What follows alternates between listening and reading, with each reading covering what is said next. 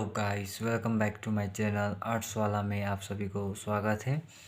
तो पिछले पार्ट में हमने क्या पढ़ा था, पॉलिटिकल साइंस के बारे में। ठीक है, तो हम क्या पढ़ेंगे, इसके इवोल्यूशन के बारे में, यहाँ के थिंकर के बारे में। ठीक है, तो पहले क्या था, पॉलिटिकल साइंस हमारे यहाँ से नहीं निकला था। इसका उत्पत्ति कहाँ से हुआ था?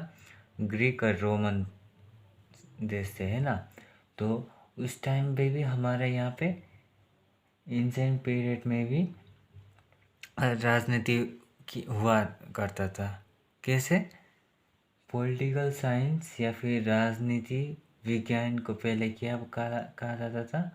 चाणक्य नीति या फिर राजनीतिक शास्त्र। अब चाणक्य नीति बोलते ही आप सबको कुछ समझाने का ज़रूरत नहीं होगा, फिर भी एग्जांपल के लिए चाणक्य नीति एक अभी के मॉडर्न एज से कंपेयर करें तो वो क्या है? पॉलिटिकल साइंस ही है। ठीक है, बस क्या था, उस टाइम पे विचारधारा कुछ अलग था, इस टाइम पे कुछ अलग है ना। वही है, नहीं तो सब सेम है।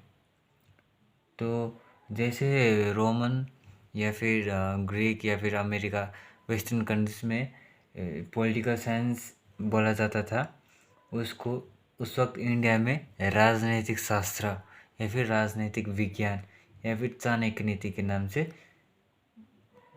जाना जाता था। ठीक है, तो जैसे जैसे टाइम समय बीत गया, है ना, क्या हुआ? लोग इसके बारे में सोचने लगे। एग्जाम्पल के लिए, जैसे फिजिकल साइंस पे जो हम पढ़ते हैं ना, न्यूटन के बारे में, बोयल के बारे में, चार्ल्स के बारे में, है ना, वगैरह वगैरह जो जो साइंटिस्ट है उन सब के बारे में पढ़ते। वैसे ही यहाँ पे भी कुछ थिंकर्स है, उनके बारे में भी हमको पढ़ना होगा, उन्होंने भी कुछ बोला है। ठीक है, जैसे जैसे पॉलिटिकल साइंस या फिर फिजिकल साइंस में जो हम एक्सपेरिमेंट करते हैं, यहाँ पे भी एक्सपेरिमेंट करते हैं, है ना। जैसे पॉलिटिकल साइंस दो तरीके के होते हैं। क्या क्या है? एक थियोरेटिकली, एक दूसरा है अप्लाइड, है ना। तो वही है, अप्लाई करना यानी क्या करना? टेस्ट करना, है ना। वही है, यहाँ पे बोलने के लिए कुछ अलग है बट काम एक ही है ना। तो अप्लाई वाला होता है, दूसरा है थियोरेटिकली। तो हमारे कुछ थिंकर्स है, ठीक है। तो जैसे हमको अगर गवर्नमेंट रन करना है, ठीक है, गवर्नमेंट रन करना है तो क्या होगा? ये तीन, एग्जीक्यूटिव, लेजिस्लेचर और जुडिशरी। क्या क्या? एग्जीक्यूटिव, लेजिस्लेचर और जुडिशरी का होना एकदम आवश्यक है। एग्जीक्यूटिव क्या करता है? हु फॉर्म्स अ लॉ, है ना। ये जो लेजिस्लेचर है, ये लेजिस्लेचर क्या करता है? जो जो एग्जीक्यूटिव में जो लॉ फॉर्म किया है उसको क्या करते हैं? सही जगह पे इस्तेमाल करता है ना, मतलब सही जगह पे बिठाता है। जैसे एग्जांपल के लिए, घर में पैसा कौन कमा के ले आते? पापा कमा के ले आते। उसको सही इस्तेमाल कौन करता है? माँ, है ना। यानी लेजिस्लेचर क्या करता है? Who use the law in its place, है ना। लेजिस्लेचर का काम वही है। अब रह गया एक जुडिशरी। जुडिशरी का काम क्या है? जो लेजिस्लेचर और एग्जीक्यूटिव और लेजिस्लेचर ने जो काम किया है उसको अगर कोई उसका उल्लंघन करे तो उसको सज़ा देने का काम जुडिशरी का है ना। यानी who punish those who don't follow the law, है ना। तो हमने क्या पढ़ा? ये क्या है? बेसिक नीड है, ठीक है। एक एडमिनिस्ट्रेटिव फॉर्म करने के लिए, ठीक है, एडमिनिस्ट्रेटिव फॉर्म करने के लिए एक बेसिक लॉ है, या फिर this three elements are essential to form a government, ठीक है, टू रन अ गवर्नमेंट। तो वैसे ही जब समय बीतता गया, ठीक है, तो क्या सब लोगों की विचारधारा आने लगे, ठीक है, विचारधारा आने लगा तो क्या हुआ? पॉलिटिकल साइंस में क्या हुआ? ये वर्ड क्या है? इवोल्यूशन। हाँ, इवोल्यूशन होने लगा, ठीक है, समझ गए। तो जैसे धीरे धीरे लोगों में बदलाव आने लगा, ठीक है, पॉलिटिकल साइंस के प्रति। तो हमारे कुछ थिंकर्स भी है, जैसे पॉलिटिकल साइंस के अलावा फिजिकल साइंस में भी होते हैं ना थिंकर्स, या फिर वहाँ के जो साइंटिस्ट होते हैं, वैसे ही पॉलिटिकल साइंस में भी आ गए कुछ थिंकर्स, ठीक है। जैसे हमारे मोंटेस्क्यू ने क्या किया था, सेपरेशन ऑफ पावर।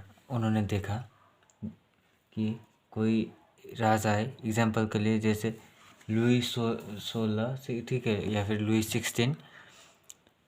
उन्होंने देखा कि अरे राजा खुद ही नियम कानून बना रहा है, ठीक है, खुद ही उसको मतलब खुद ही उसके अपने जगह पे बैठा रहा है, फिर खुद अपने आप से ही दंड दे रहा है। ये तो नाइंसाफ़ी है भाई। वही फॉर्म करे, वही ही गलत करे और वही किसी और को दंड दे, ये तो नहीं। फिर हमारे एक थिंकर आए, पॉलिटिकल साइंस का थिंकर, क्या है उनका नाम, मोंटेस्क्यू। हाँ सही पकड़े। मोंटेस्क्यू ने क्या बोला, नहीं देखिए लुईस और भाई साहब, आप ये नहीं कर सकते, आप ही लॉ बनाते हैं, आप ही इसको अपने इसके स्थान पे पहुंचाते हैं और आप ही दंड देते हैं, ये तो कहाँ का न्याय हुआ, ये तो नहीं होगा। तो उन्होंने क्या बोला, अगर किसी एडमिनिस्ट्रेटिव को चलाना है तो क्या क्या चाहिए हमें, एग्जीक्यूटिव, लेजिस्लेचर और जुडिशरी कंपलसरी है, नहीं तो आप जाओ भाड़ में, सीधा बोल दिया मोंटेस्क्यू ने। तो उसके बाद से क्या हुआ, एग्जीक्यूटिव, लेजिस्लेचर और जुडिशरी का फॉर्म हो गया, है ना। तो दूसरे में आता है हमारे जॉब्स लॉक, और रूसो ने हमें क्या दिया, सोशल कॉन्ट्रैक्ट थ्योरी, जिसमें क्या बोलते हैं, समाज जो है, समाज मिल के ही एक स्टेट फॉर्म हुआ है, ठीक है। ये हम बाद में सेकंड चैप्टर में इसके बारे में है, हम उसमें पढ़ेंगे, अभी इसको जस्ट हम एक टच कर रहे हैं, ठीक है। तो हॉब्स, लॉक और रूसो ने हमें ये सोशल कॉन्ट्रैक्ट थ्योरी दिया था, ठीक है। तो फिर रूसो ने हमें क्या दिया, जनरल विल थ्योरी। उसमें क्या देखा, कोई राजा मतलब अपने मोनोपोली सिस्टम कर रहा था, ठीक है, कोई उसको अच्छा लगे तो इसी के साथ अच्छा व्यवहार करता था, दूसरे के साथ भेदभाव करता था।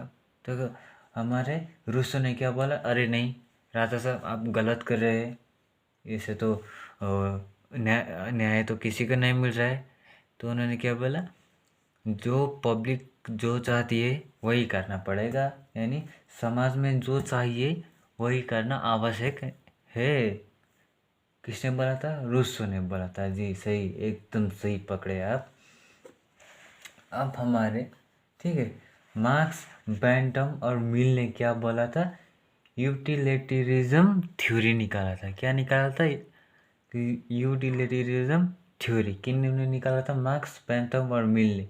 इसमें क्या होता है, हर एक नियम जो बनता है उसका सही काम होता है, ठीक है, उसका उपयोग होता है, इसीलिए बनाता है, नहीं तो उसका कोई जगह नहीं है कॉन्स्टिट्यूशन में, ठीक है। तो सपोज एग्जांपल के लिए एक राजा ने बोल दिया कि कोई ऐसा कानून बना दिया है, जैसे राजा छोड़ दिया, अब हमारे इंडिया की बात करते हैं।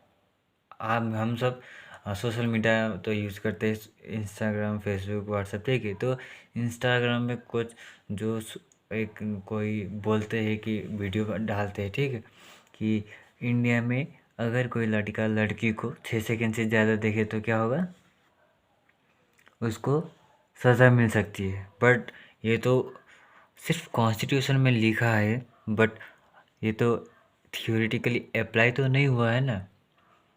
तो ये क्या है, इसका ये लॉ का कोई काम ही नहीं है ना। जो बिहार में जो है क्या किया गया है, सरकार ने पूरा जो दारू है वो बैन करवा दी, बट वो तो बैन ही नहीं है, सिर्फ सरकार ने बोला बैंड है, बट उसको सरेआम बेचा जा रहा है। उसको अगर पुलिस ने देखा तो फाइन लगेगा, या फिर उसको कोई भी बेच सकता है, ठीक है। ये हमारे मार्क्स, बेंथम और मिल ने कहा था। तो जे.एस. मिल एक एडवोकेट थे, ठीक है। उन्होंने क्या बोला, रिप्रेजेंटेटिव गवर्नमेंट होना चाहिए। जैसे हम प्राइम मिनिस्टर चुनते हैं, ठीक है, चीफ मिनिस्टर चुनते हैं हमारे स्टेट के लिए, हमारे देश के लिए, ठीक है, बट हम प्रेसिडेंट हम नहीं चुनते हैं, ठीक है। हम पंचायत चुनते हैं, एमएलए हम नहीं चुनते हैं, ठीक है। ये किसने बोला था? जे.एस. मिल, यानी रिप्रेजेंटेटिव गवर्नमेंट होना आवश्यक है, ठीक है। तो ऐसे विचारधारा थे हमारे कुछ थिंकर्स के। बट इससे पहले 19वीं सदी से पहले क्या था? हमारे यहाँ पे पॉलिटिकल साइंस सिर्फ एक बात करने के लिए था। इसका कोई बुक नहीं था, कोई सब्जेक्ट नहीं था, इसका कोई इंस्टीट्यूशन नहीं था। बट धीरे धीरे इवोल्यूशन हुआ और जेम्स ब्राइस ने क्या किया, 1888 को अमेरिका में एक पॉलिटिकल साइंस का बुक या फिर एक इंस्टीट्यूशन बनाने के लिए सोचा, जिसमें क्या होगा, सारे थिंकर्स, एरिस्टोटल, प्लेटो, स्कोरेट्स, मॉन्टेस्क्यू, हॉब्स, मार्क्स, जितने भी थिंकर्स है उन सब का जो थिंकिंग करके उन्होंने जो सोचा है उनको क्या किया, एक जगह पे, मतलब उस बुक में क्या किया, प्रेस पब्लिश कर दिया। यानी क्या हुआ, उसके बाद हमारा जो पॉलिटिकल साइंस है उसमें क्या आया, बदलाव आया। यानी वो एक पॉलिटिकल साइंस एक सब्जेक्ट के रूप में निकलता गया, ठीक है, उभरता गया। जैसे देश को चलाने के लिए सरकार चाहिए होता है ना, या फिर हम उसके बारे में जानने के लिए हमको पॉलिटिकल साइंस जानना आवश्यक है ना। देखिए दोस्तों, जो हमारे पॉलिटिकल साइंस है ना, ये 19वीं सदी के बाद ही एक सब्जेक्ट के रूप में उभरता हुआ आया है।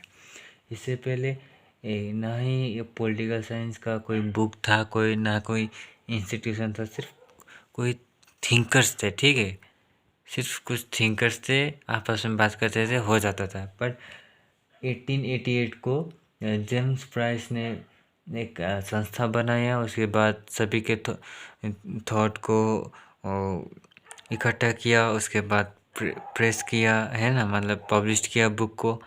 तो इससे क्या हुआ, हम सब साधारण लोगों के पास पॉलिटिक्स के बारे में जानकारी मिलने लगी, ठीक है।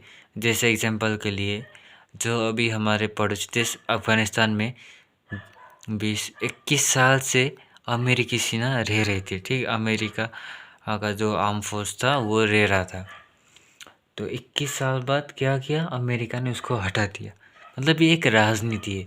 पता नहीं अब इसके पीछे अमेरिकन गवर्नमेंट का क्या चाल हो सकता है, या फिर कुछ नया करने के लिए, या फिर कुछ बड़ा कुछ करने के लिए। ये भी एक पॉलिटिक्स है, ठीक है। ये एक पॉलिटिक्स है जो अमेरिकन गवर्नमेंट अफगानिस्तान के साथ खेल रही है। तो ऐसे ही 19वीं सदी में हमारे क्या आया था, मार्क्सवादी, या फिर इसका उत्पत्ति किसने किया था, मार्क्स ने, कार्ल मार्क्स ने किया था, ठीक है। तो मार्क्सवादी एक विचारधारा है, ठीक है। इसमें क्या है, क्या विचारधारा है, हमारे समाज में दो वर्ग है, ठीक है, एक अमीर है, एक गरीब है, एक हैव है और एक हैव नॉट है। उन्होंने क्या बोला, जो अमीर है वो क्यों अमीर है, जो गरीब है वो गरीब है इसीलिए वो अमीर है, ठीक है। तो मार्क्स विचारधारा के जो लोग थे उन्होंने क्या बोला, जाओ तुम अपने हक के लिए लड़ो। किसने कि ये कौन सा पार्टी है, मतलब अभी भी ये हमारे समाज में है, ठीक है। जैसे कई देश इसी आइडियोलॉजी के ऊपर चल रहे हैं, जैसे रशिया, अमेरिका, हमारे इंडिया में भी है, नेपाल में भी है, ठीक है। ना जाने और किस किस देश में है ये मार्क्सवादी, ठीक है, या फिर सीपीएम यानी कम्युनिस्ट पार्टी, कॉमरेड, है ना। ये सब क्या है, मार्क्सवादी विचारधारा की एक पार्टी। जैसे 19वीं सदी में मार्क्सवादी विचारधारा के लोग आ गए, है ना। वैसे क्या हुआ, पॉलिटिकल साइंस का स्कोप और बढ़ने लगा, पॉलिटिकल साइंस के थिंकर्स और बढ़ने लगे, जैसे गांधीवादी भी एक है, ठीक है, मतलब जैसे मार्क्सवादी है वैसे भी गांधीवादी भी है ना। तो इस ऐसे कितने सारे और आइडियोलॉजी लेके कोई देश चल रहा है ना। तो उसके बाद क्या 19वीं आर्ट में एक नया कॉन्सेप्ट आया, बिहेवियरिज्म, यानी 19वीं आर्ट में आया नया कॉन्सेप्ट बिहेवियरिज्म। इसमें क्या बोलता था, कोई अगर एक नेता है, ठीक है, वो और जो साधारण जनता है उन दोनों के प्रति रिलेशन क्या है, ठीक है। मतलब देखिए, जब भी हम ये आसान से ऑब्जर्व कर सकते हैं कि जब भी हमारे यहाँ चुनाव आता है, नेता लोग क्या करता है, अरे प्रणाम भाई साहब, अरे हम इस बार चुनाव में चढ़ रहे तो आपके घर से वोट हमारे लिए ही होना चाहिए, जी जी जी अवश्य आपके लिए होगा, हम यही कहते हैं। बट चुनाव से पहले नेता क्या बोलते हैं, कैसा होता है, भीगी बिल्ली की तरह होता है नेता, सब नेता लोग ऐसा ही होता है, भीगी बिल्ली की तरह। बट जैसे फाइनली इलेक्शन का रिजल्ट आ गया, अगर वो जीत गया तो क्या होता है, शेर बन के निकलता है ना। ये बहुत ज़्यादा हमने यही केस देखा है कि इलेक्शन के आगे भीगी बिल्ली, इलेक्शन के बाद शेर बन के निकल जाते हैं। तो यही है, मतलब जो नेता है उसने वोट के पहले क्या बोला था कि मैं ये काम कर दूंगा, रास्ता बनवा दूंगा, नौकरी दिला दूंगा, यहाँ पे फैक्ट्री लगवा दूंगा, ठीक है।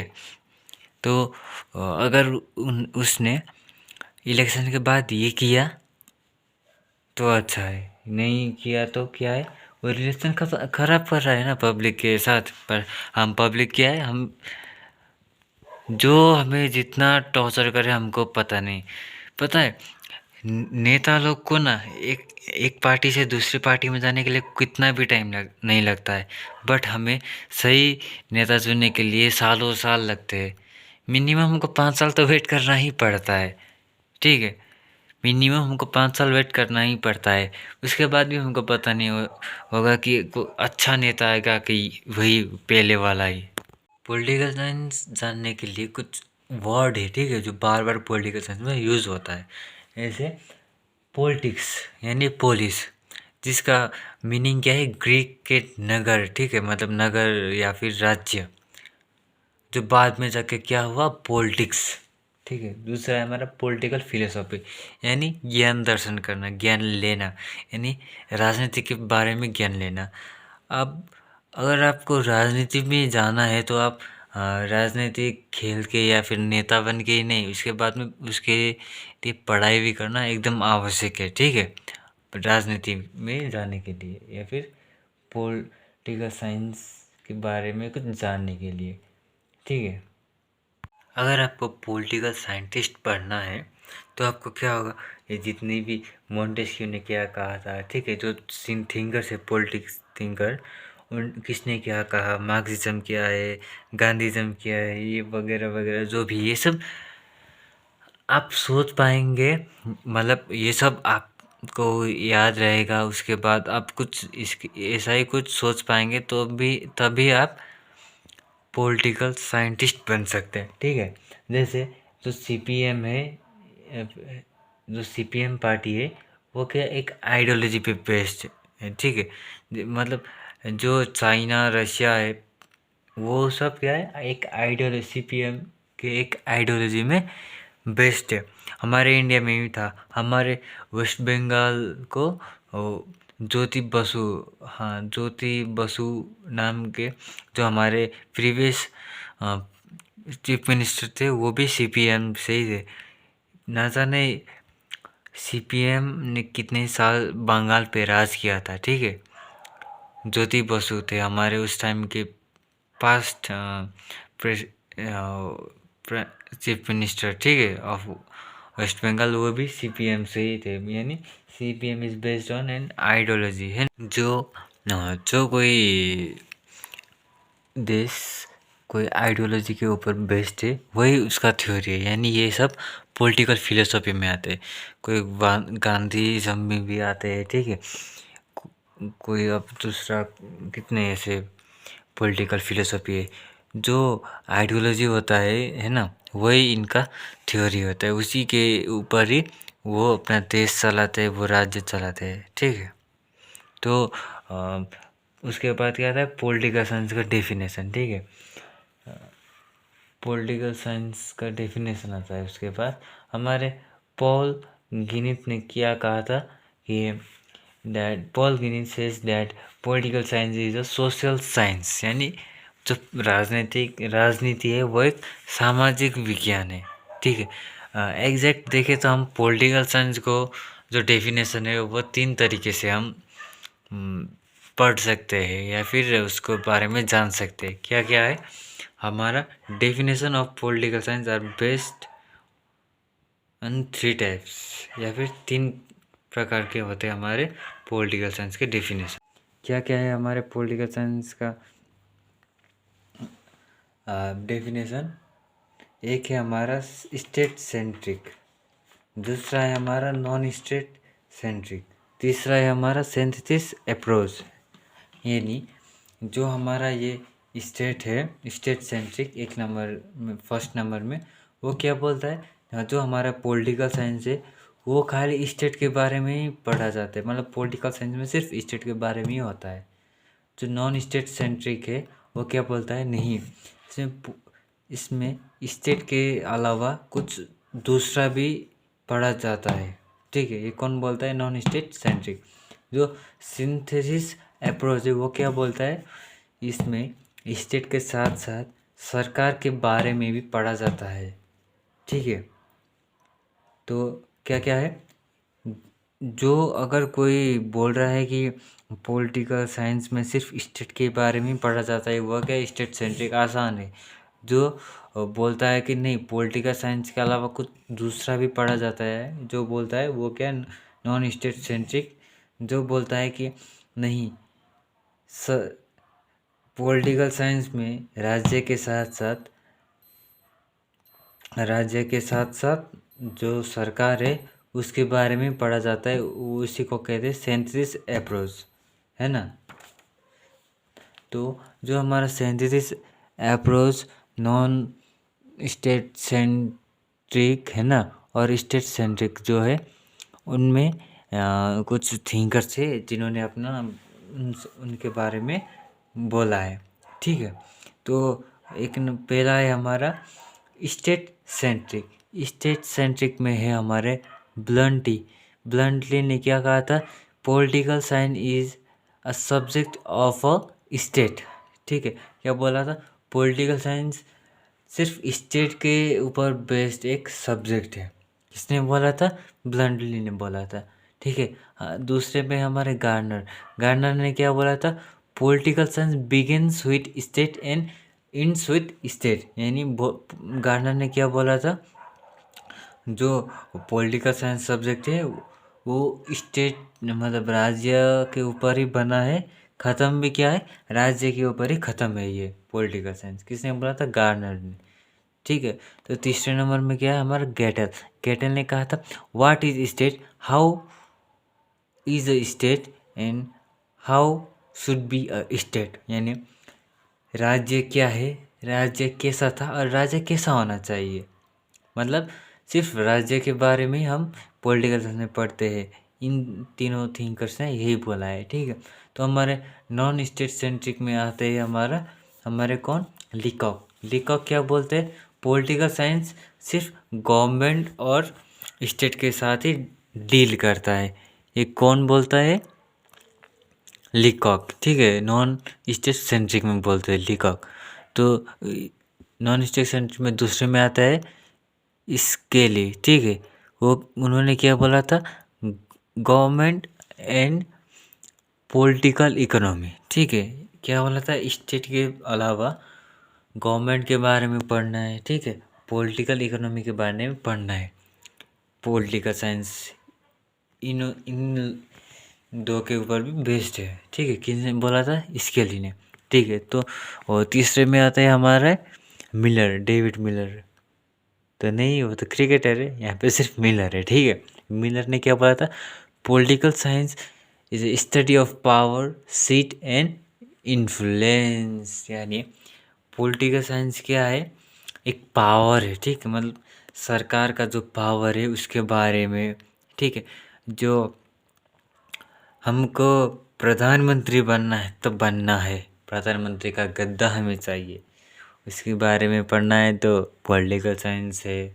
ठीक है, और क्या, इन्फ्लुएंस कराना, यानी अपना जो पार्टी है उसका इन्फ्लुएंस कराना भी नॉन स्टेट सेंट्रिक में आता है। ये किसने बोला है, मिलर ने, है ना। तो अब हमारा क्या बचा, सिंथेसिस अप्रोच। ठीक है, जो क्या बोलता है, स्टेट में, स्टेट के साथ साथ स्टेट में गवर्नमेंट के बारे में ही पढ़ना चाहिए,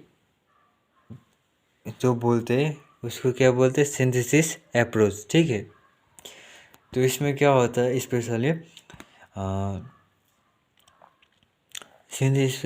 सिंथेसिस अप्रोच में हमारे जो राज्य कैसे गठन हुआ है ना, राज्य में सरकार कैसे चल रहा है ना, वो सब, राजनीति कैसे करना है, ये सब बारे में जानने के लिए, ये सब चीज़ के बारे में जानने के लिए क्या है, पॉलिटिकल साइंस बना है। तो अभी हमने पढ़ा कि पॉलिटिकल साइंस के बारे में पढ़ा, पॉलिटिकल साइंस की इवोल्यूशन के बारे में पढ़ा। अब हम पढ़ेंगे पॉलिटिकल साइंस का स्कोप कितना दूर तक है, यानी पॉलिटिकल साइंस पढ़ने का फ़ायदा क्या है, मतलब क्यों पढ़ते हैं पॉलिटिकल साइंस। पहला है कि गवर्नमेंट कैसे फॉर्म करे, है ना, स्टेट कैसे फॉर्म हुआ है, ये सब हमको पता चलेगा।